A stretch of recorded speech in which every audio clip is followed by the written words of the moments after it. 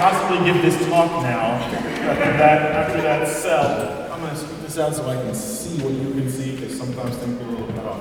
All right, so, can everybody hear me okay, or is this just too much with the mic? All right, I'll try to be quiet. I'm usually not a quiet person, Brother John will tell you. So, the title of the talk is A Modern Journey of the Magi Following Our Star to Christ. So here's what I hope to do. I want to spend the first part of the talk talking about my Ph.D. research at NASA Goddard Space Flight Center, which was in the solar corona. So that's what the picture's doing up here. And doing some forward modeling for the Parker Solar Probe mission that launched in 2018. So we're going to talk a little bit about that, and then just think momentarily about what's sort of the mindset that the scientist has to have, that the research scientist has to have, that's going out and attempting to reach into the unknown and leverage what they do know into what they don't know. And what's that look like? What's that stance look like? And then the second half, we can turn to the scriptures and look at the second chapter of the Gospel of Matthew and look at the journey of the Magi. I know it's Lent, it's not Christmas and Epiphany, I'm sorry about that, I'm a little out of season. But I want to think about that as a meditation and another way to answer that question. So that's what we're going to try to do, and you can pepper me with questions. So the first slide after this introductory one is one we're going to skip over fast, because it's where I introduce myself, but Brother John did that much better than I would have felt comfortable doing. So I will show it though just for a second, because while it says on my qualifications here, I talked about over there, I love this photograph. This is a picture of everyone that was at the pre-launch Parker Solar Probe meeting at Johns Hopkins at the Applied Physics Lab in 2016, the fall before the probe launches in the summer of 2018. And I just want to point out two things. One is there's me, just in case you want to hang out. Not only did I attend, but I got to speak at the conference, which was really fun on my research. And there is Dr. Eugene Parker, who was at the meeting and spoke very intelligently. By the way, it was really beautiful to hear his talk. And Dr. Parker is the only living person to have a NASA mission named after them while they're still alive. So it's a complete first. I'm sure you've heard about that already. But part of that is up to the phenomenal and groundbreaking work he did, and part of that's up to his longevity, since he's, I think, 92 at this point. And that just stuck around. They're like, well, we got the probe, we got to name it after him, and he's still here, so this is what's going to happen. So I just want to point that out, just to show you, this is my credentials, right? I was here with Dr. Parker, I got to meet him and do that, and it was very exciting. So we'll skip over all the other credentials since all right, talking with my hands is going to be dangerous. All right, so the sun. Let's start here. Okay, so this is an image from the Solar Dynamic Observatory that's up constantly looking at the sun. And I just want you to look at that for a minute. This is a 4-day compilation from May of 2015. And the particular wavelength this is taken at sort of images the lower corona a little bit into the mid-level. So you can see the brightest features are the ones that are sort of coming out of the sun. Right. So we'll look at layers in a minute. But what do you see? What do you you can't look at the sun from down here. Don't look at it yourself without some filter on, please. You take no responsibility. But what do you see? What do they look like? Anybody? Solar flares? So you see lots of flares. You see some flares going off, right? Some explosions for sure. Do you notice that there's really, if you had to categorize, you say, well, is the sun, when we look at it in white light, it sort of looks like a disk. But in this image, what you see is there are really two different dynamic regions going on, right? There's the equatorial belt, the sort of tropics of the sun, right? They're sort of close in latitude to the equator. And you see that they're very active. There's all these big loops, right? All these explosions, that's where the explosions come from. And what you see is when you get towards the polar regions, there's not nearly as much activity going on, right? It looks quiet, it looks darker for the most part, right? And that's going to turn out to be sort of fundamental distinction to make, right? That there seem to be these two dynamic regions in the sun.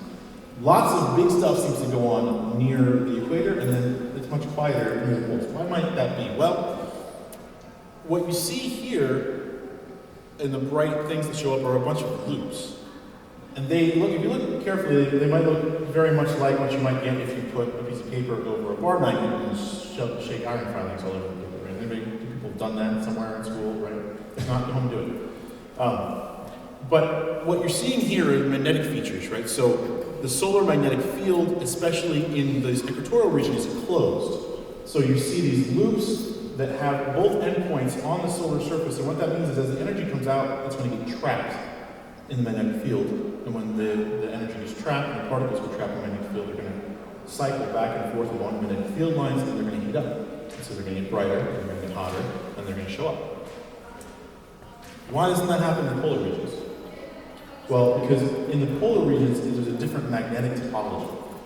The topology in the polar regions is functionally open.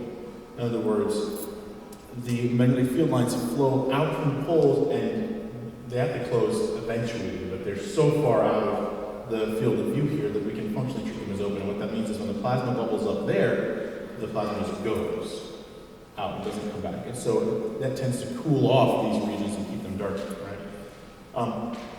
This is just here to tell you what I'm not going to talk about, which is all the inside parts of the sun, right? So here are all the solar layers. You have the core, the radiative zone, the convective zone, and then you get to the photosphere, right? That's the technical term for the surface of the sun that we see, right?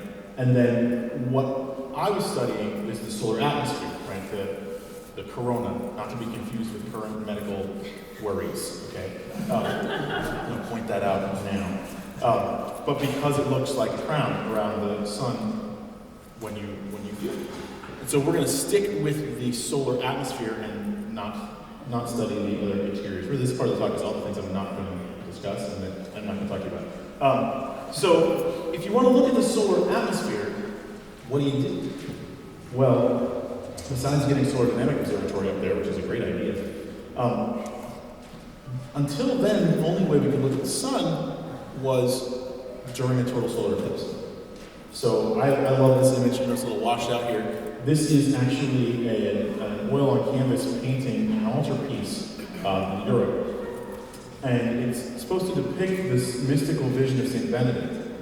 And what I love about it is the painter decided to use the diamond ring effect of a total solar eclipse, that last flash as the moon's disk totally covers the sun, to portray an image of that flash of insight, that revealing to St. Benedict this mystical vision of God. And the fascinating thing about this is that, of course, this has been studied, and this is a picture actually taken by a solar physicist.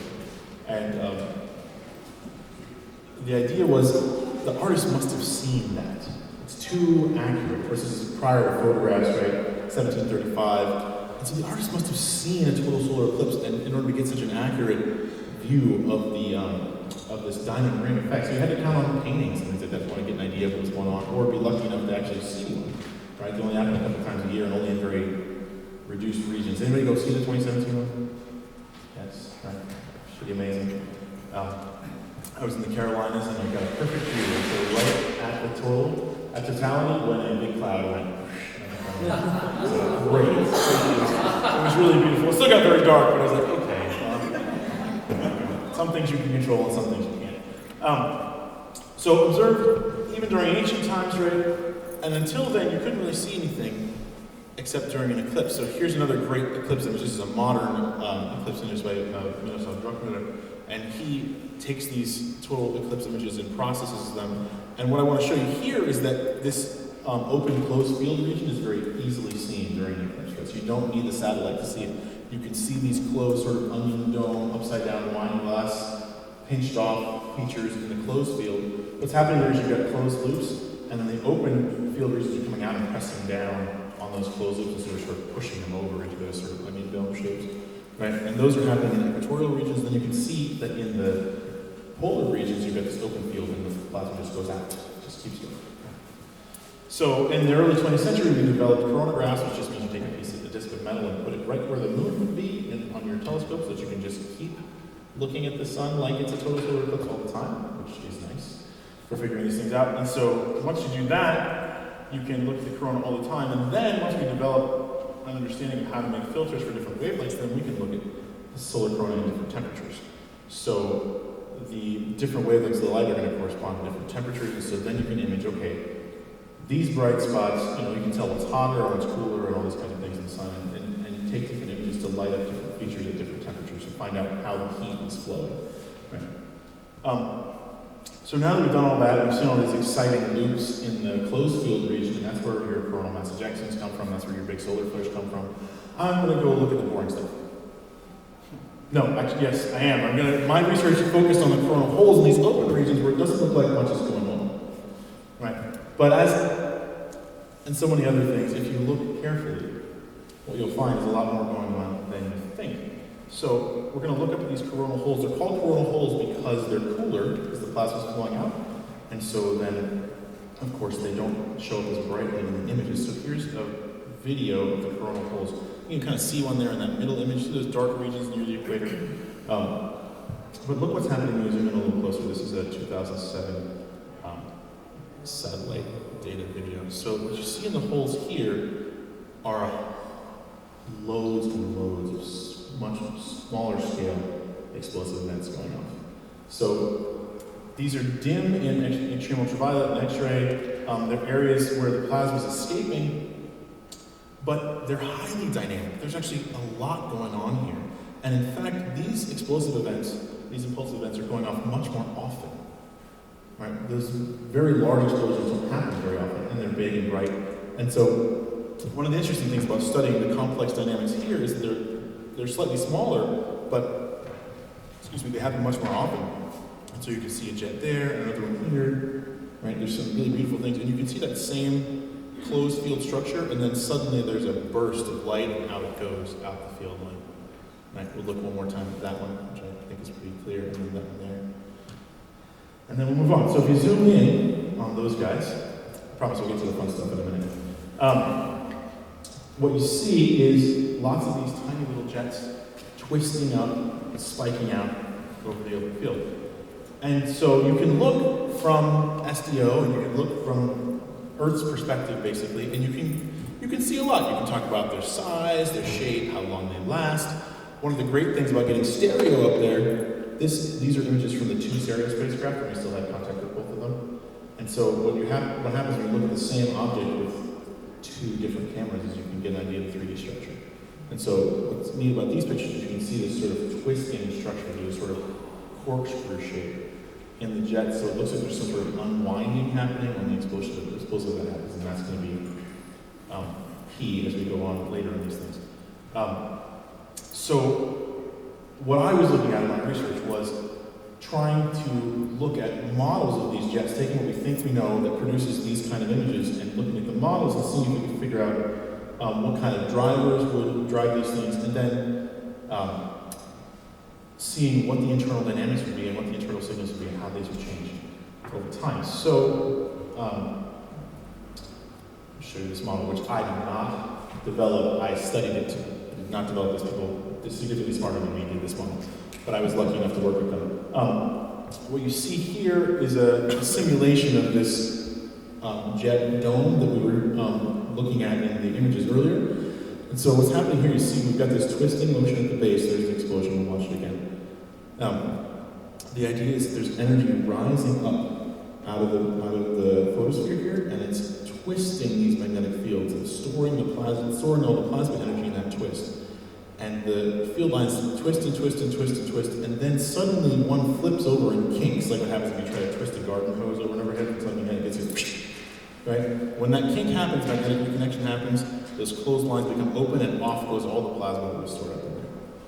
Okay? So the idea is you start with a dome base like that, and then as the energy comes in, it twists and twists and twists and twists, and then when the kink happens, off goes the jet.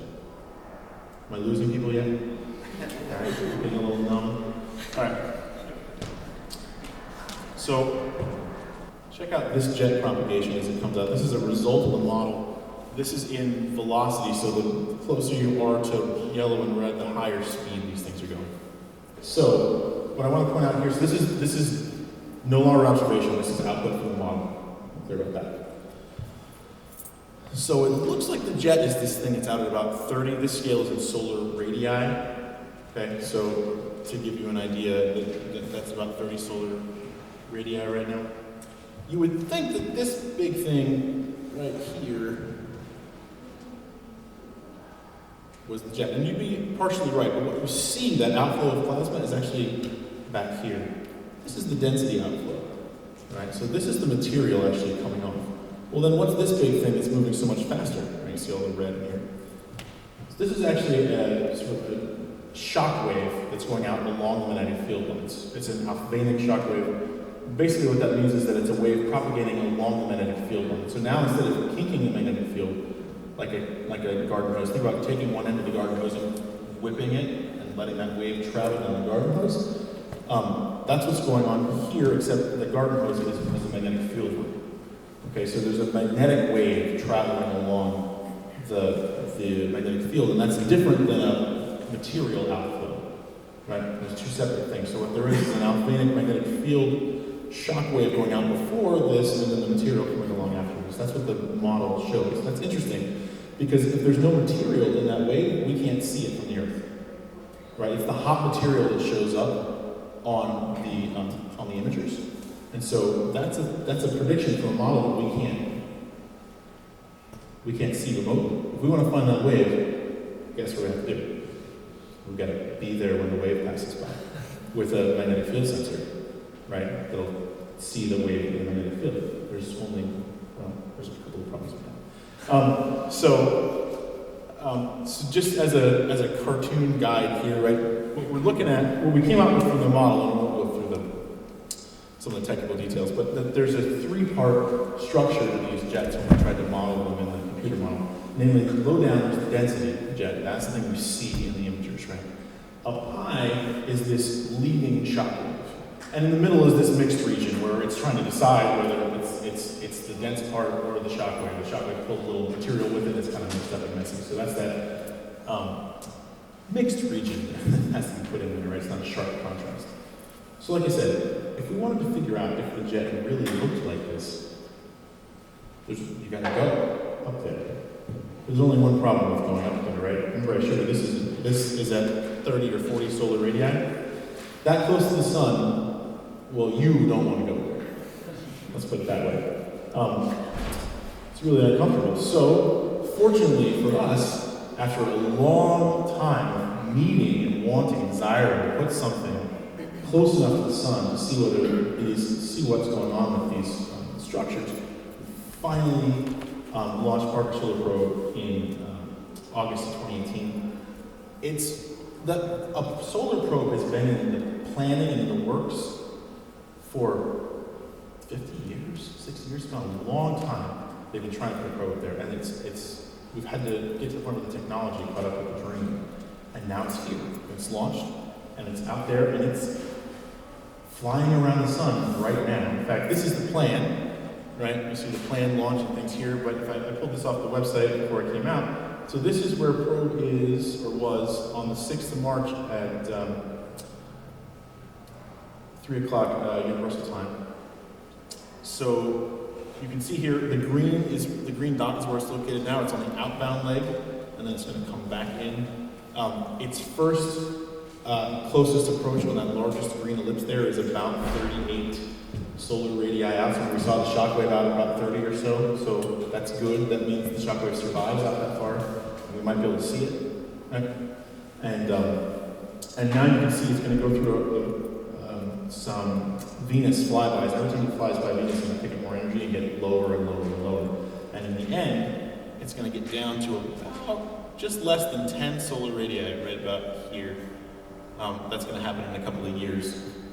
So it's pretty exciting. So now we can test, right? So now we get to my actual work, which we'll get through really fast.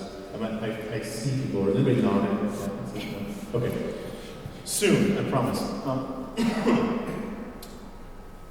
So my work for the PhD project is to take that model that I did not create and take the planned trajectories for Parker Solar Probe and put the probe through that model jet and see what happens to the probe readouts from the instruments when the jet passes by. Because of course, the probe's going to go out there and it's going to get a lot of readings.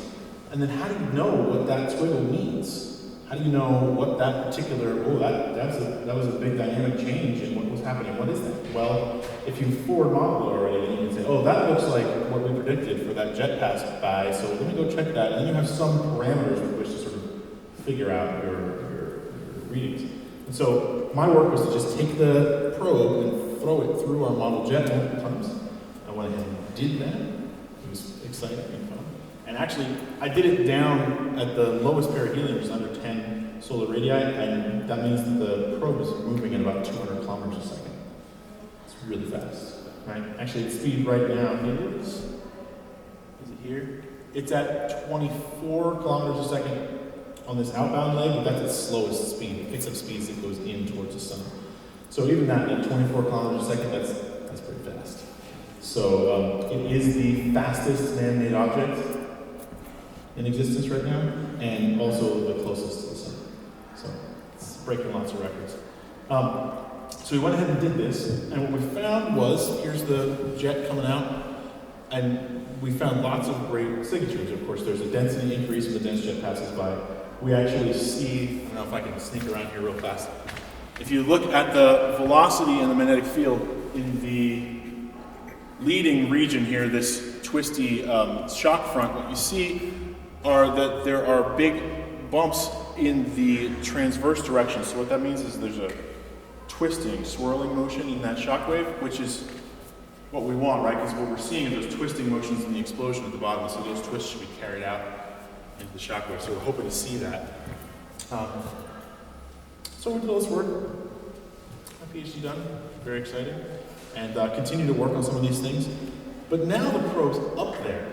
And of course, the first data was published in October in Nature, and my work got cited, which I was super excited about. It's there, it's, you know. And what was fascinating, and this is where I really want to jump off the second half of the time.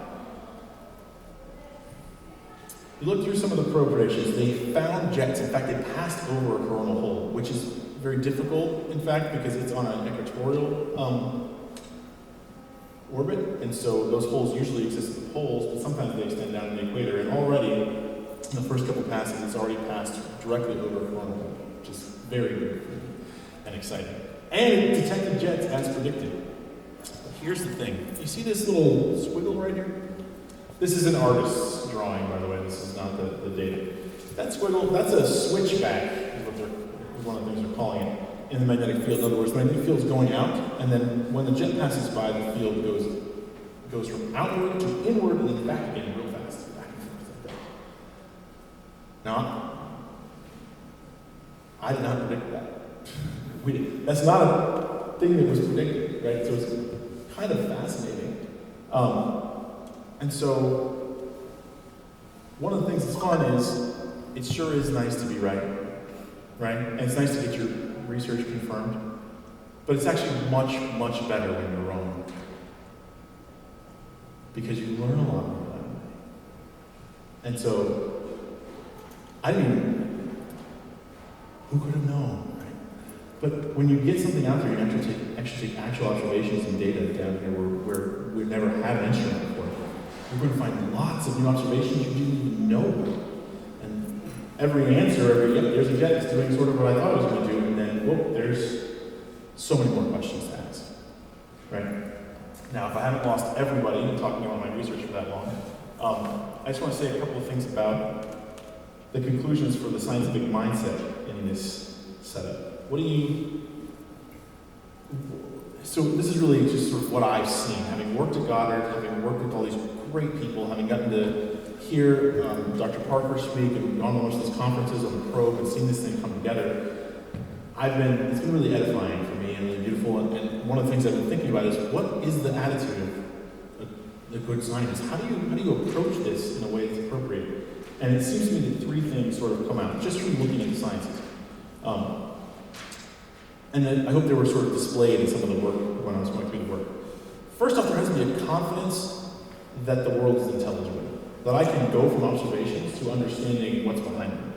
If you're not sure about that, I don't know what the scientific method does for you exactly.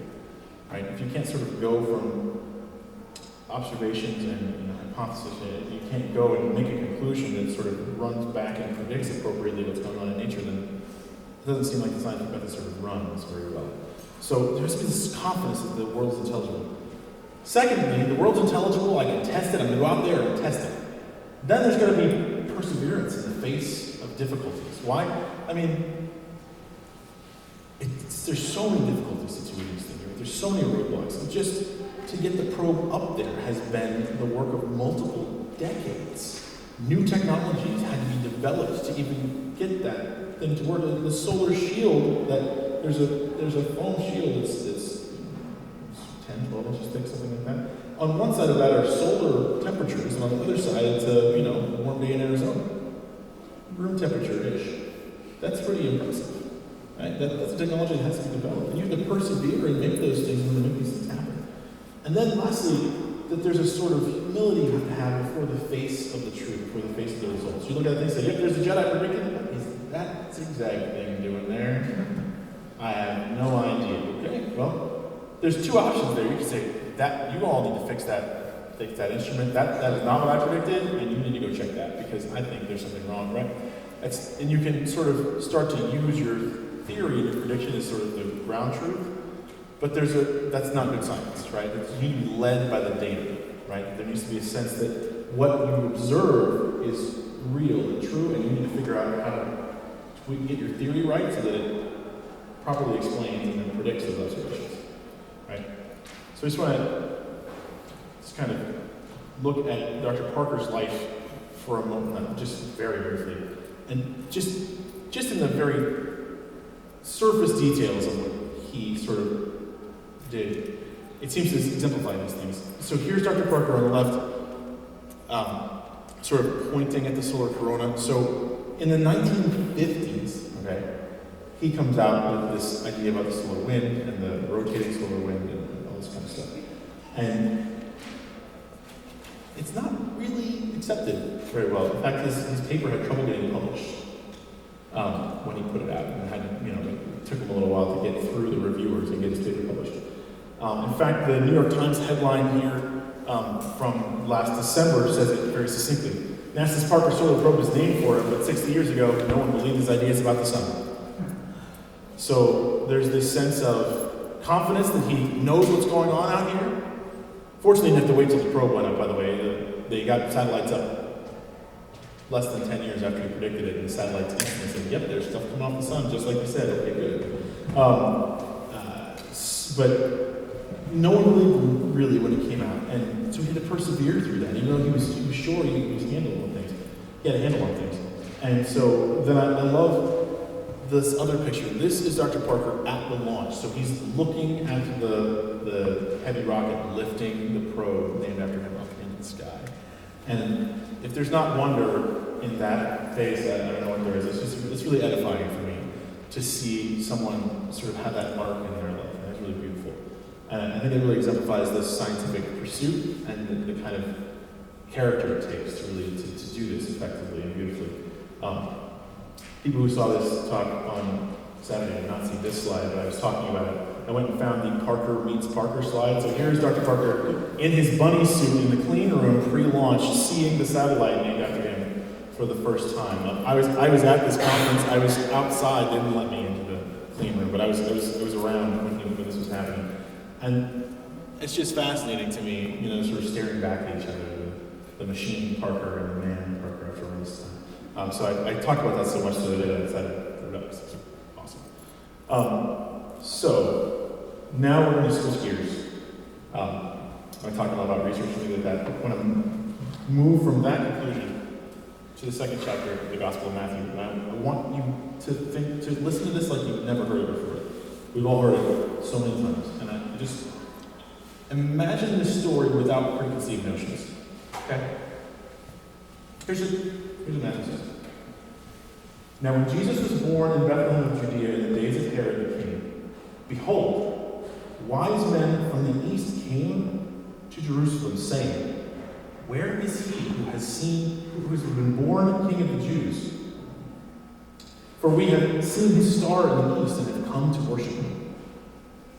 When Herod the king heard this, he was troubled, and all Jerusalem with him. And assembling all the chief priests and scribes of the people, he inquired of them where the Christ was to be born.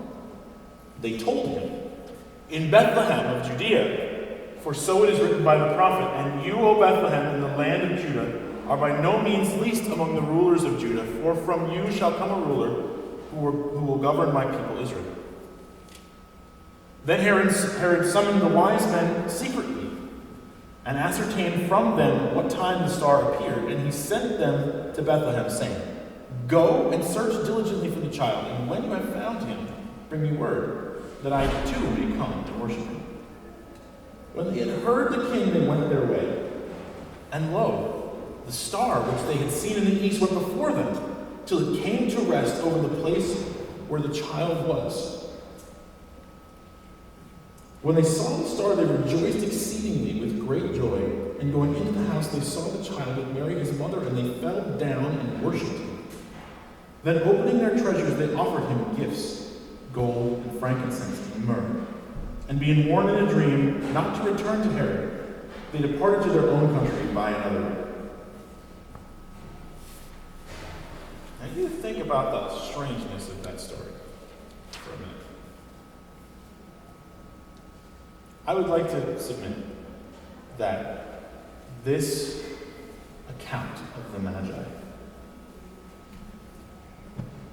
exemplifies exactly those three characteristics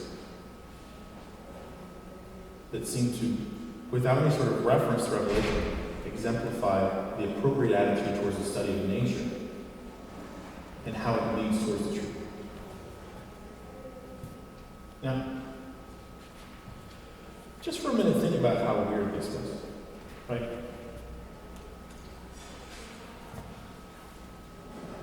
These three guys come out of the east. They're Magi, probably from the Persian Empire, right? They've traveled for a long time, following the star. And they show up in Jerusalem and they say, "Hey, where's the king?" Now, how did they know? How do they know? How do they know to look for the king? How do they know that meant something? How did they see the star? Well, they were searching. They were looking. They were probing. They had learned as much as they could about the heavens, about nature, about the way those movements work. And they were searching for something, for truth, and for an understanding, a deeper understanding. And they knew what they were looking for. Anybody ever notice that these three Gentiles show up in Jerusalem to announce the Messiah that they've been waiting for? Now, the star would seem to be obvious since it popped up in the sky and led these three guys from somewhere else into the middle of Judea. But you don't hear the people in Jerusalem saying, "Yeah, that star, I saw that. Yeah, it was cool." You know, you would think, right, if these three Gentiles were looking, that the people whom God had said, "I will be your God, and you will be my people, and I'm going to send you prophet after prophet after prophet, and we're going to work this stuff out, you and me," you'd think they'd be waiting, right? And they're like, "What? There's a what? A star? What's the deal? I don't know." Like, they're troubled. That's their reaction. These three people to whom revelation has not been given, right? Who just were looking at nature, at the world around them, and followed this star, right? Had this deep confidence that they knew what was going on, they knew what that star meant, and they dropped everything and went. St. John Chrysostom speculates that they left 2 years before the birth of Christ. There's some debate about that, right? But it could have been that long they were traveling. That's crazy. Now, they show up. And what's the reaction of the people of Judea and Herod? These guys are excited. They're like, "Hey, where's the king?" And they're like, the Herod and the people are troubled, and all Jerusalem with them. Also, by the way, why did they have to make a pit stop in the first place? Anybody think about that? They're following this star for what Chrysostom says might have been 2 years. What the heck? Why did they stop in Jerusalem? Well, one, because that's where they figured the king would probably be. But why would they have stopped there? Well, there's some idea, right, that they didn't know where to go anymore. That the star had disappeared. Otherwise, why are they so excited when it shows back up later on in the story, right? And so there's this sense that in the midst of that confidence, and that setting out, and that going after the star, that at a certain point, the star left them. Something happened. And what was their reaction? Was it, oh well, give up and go home? Was it, well, what do we do now? We better consult with ourselves. No, they've got the humility to go ask all kinds of people to find out, to turn from their study of nature when nature has taken them as far as it can take them. They turn and they ask the authorities, hey, where's this baby supposed to be born that we're looking for? And in fact, they turn in the end to the prophets, to the scriptures, which is an interesting thing about how does my study of nature take me so far? How does it relate to relation? Can I turn to that? Or is there an interplay between those two things? And the fascinating thing is that they continue to persevere. They ask and ask and ask and ask and ask till they get an answer from somebody. And then they say, oh yeah, Bethlehem. They go to the prophets and the scribes go to the prophets and they say it's Bethlehem. So then Herod sends them out, and there's a lot you could say about Herod's attitude, about his deep need to lie to them about things for some reason. In fact, St. Thomas has something fascinating about the fact that the scribes leave out part of the prophecy, which is kind of interesting. But everybody's troubled and sort of shifting around.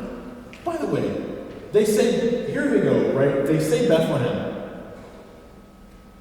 The Magi say, great, let's get on the camels and ride, right? They hop up, they go to Bethlehem, the star reappears. Is there anything about, like, the people of Jerusalem going, woo, we're going with you, let's go? Nobody goes with them. Is that weird? That should be distressing, right? When St. Thomas Aquinas in his commentary on Matthew talks about this, he calls them the first fruits of the Gentiles, right? That these three had the confidence and the perseverance to go seek. Oh, did I tap that? I'm not ready for humility yet. We're still on perseverance. That's what I get for to go and seek. And even though they knew the scribes knew where to turn, they didn't go with them. They said, yeah, Bethlehem, have a nice time. Go on your way. I think they'll find a baby. I don't know. It didn't go like it's crazy that happened. But they persevered in a way that others didn't. And they're rewarded with the reappearance of the star. Right?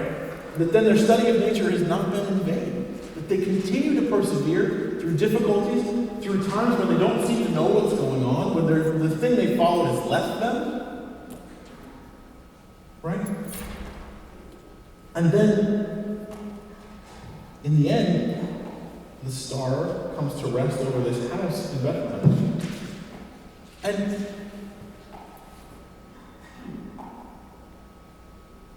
I don't necessarily think this is what they expected to see.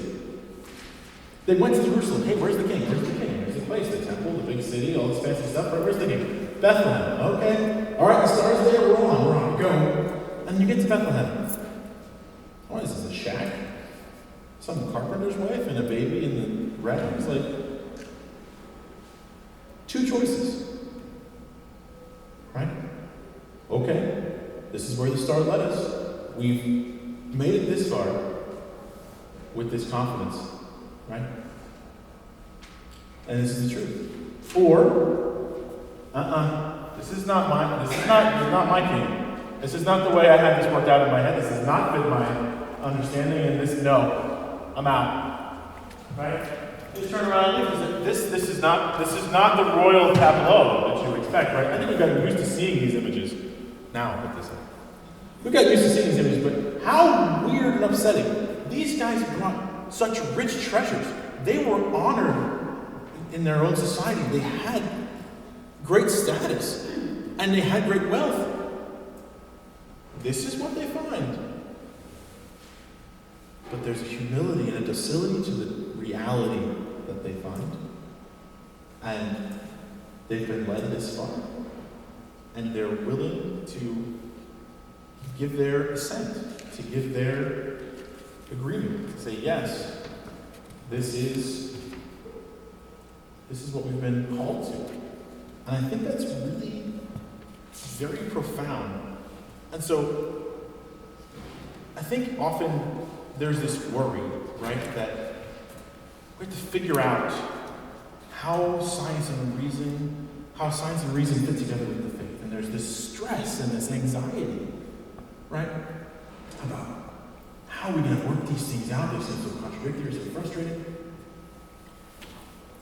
In the end, it seems that the perspective of the person of faith, especially from the Catholic point of view, is sort of relaxingly and relievingly simple. In the end, truth is not a thing, it's a person, right? I'm the way, the truth, and the life. It's the second person of the Trinity. It's Christ. And so, that he through whom all things were made, we say in the Creed. And so, to study the created universe, to study nature, is to see the image, the icon of God in nature, in all these things. And when you see truth, it is Christ. That's sort of really simple, but I think relieving, because then like Pope John Paul II says in Hyattsville, right? Faith, therefore, has no fear of reason, but seeks it out and trusts in it. And that's what the Magi do. There's no fear. They look for the star. They have confidence that the world is intelligible. They go where they're led. They persevere through difficulties, through doubts, through the disappearance of the star, through the reappearance of the star, through the seeming difficulties of this whole journey. And when they find this completely unexpected baby, they submit. There's no fear of reason. Now, there's so much more we can say, right? Number one, this would be dangerous for this baby king, right? There's a whole lot of things we can say. We'll talk about it in the Q&A a little bit. But remember those three things: confidence in the intelligibility of the universe, perseverance through difficulty, and humility in the face of the truth. Those are the three aspects that make good science. Those are the three aspects that are put forward to us in this gospel passage in the journey of the Magi. And they're the three aspects that help form the spiritual life. And so when Pope John Paul II says in the beginning of Thesis Ratio that faith and reason are like two wings upon which the soul ascends to God, that's not just a nice bird image. It's real that the faith and reason, they feed off each other, that you lean on one and then the other. They lean on the star, they lean on Revelation, the star comes back. There's this give and take between Revelation and reason. And they're not to be feared or contradictory, because in the end, they don't contradict each other. And so we don't have to worry about these things. Faith has no fear of reason. It seeks it out and trusts in it, because in the end, it is the Lord.